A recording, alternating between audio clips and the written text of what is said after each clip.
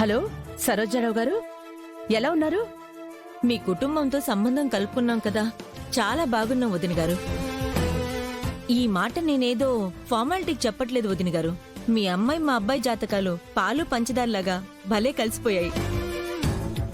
అందుకేనేమో వదిన, మా సత్యకి పోలీస్ ఇన్స్పెక్టర్గా జాబ్ వచ్చింది. మా వాడి కల నెరవేరింది. చాలా సంతోషం అండి. ఎంత మంచి శుభవార్త చెప్పారు. ఇది మా కుటుంబానికి కూడా చాలా గొప్ప శుభవార్త. వదినా, ఇంకా సంతోషాన్ని అలాగే కొనసాగిస్తూ పెళ్లి సంబరాలు కూడా మొదలు పెడితే బావుండేమో అనిపిస్తుంది. అబ్బాయి కూడా నిశ్చితార్థం ఎప్పుడో అని అడుగుతున్నాడు. మరి ఆ శుభగడియలెప్పుడో మీరే చెప్పాలి. అయ్యో, ఎంత మంచి వార్త వదిన గారు. ఆ ఘడియలు మీరు మేము ఎప్పుడనుకుంటే అప్పుడే. పంతులు గారిని పిలిపించి వెంటనే కలిసి మాట్లాడదాం.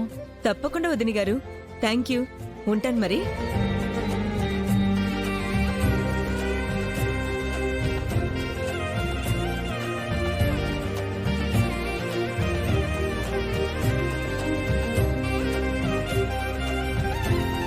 రోహిత్,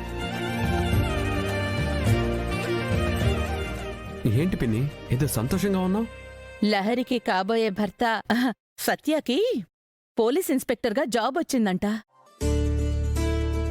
వాళ్ళమ్మగారు ఇప్పుడే ఫోన్ చేసి చెప్పారు.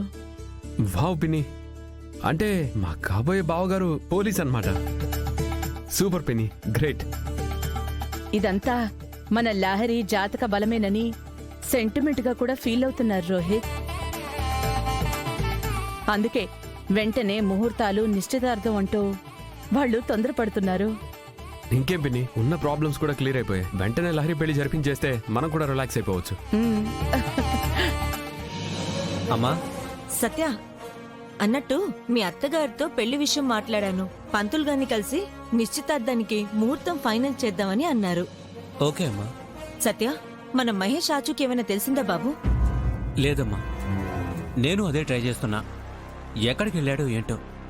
మొదటి నుంచి వాడికి సర్ప్రైజ్ ఎంట్రీలు, మనుషుల్ని టెన్షన్ పెట్టడాలు బాగా అలవాటైపోయింది.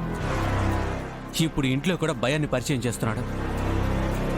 వాడి ఫ్రెండ్స్ అందరినీ కూడా అడిగాను, ఎక్కడ సమాధానం లేదు. ఫోన్ కూడా పనిచేయడం లేదు. ఇప్పుడు సడన్గా నిశ్చితార్థానికి డేట్ ఫిక్స్ అయిందంటే ఏంటి పరిస్థితి? వాడు లేకుండా నీ ఫంక్షన్ చేస్తామా అమ్మా? లేదు, వాడు ఆ సమయం కల్లా ఇక్కడ ఉండాల్సిందే. నా పెళ్లి గురించి నాకన్నా తమ్ముడే ఎక్కువ ప్లాన్ చేసుకున్నాడు.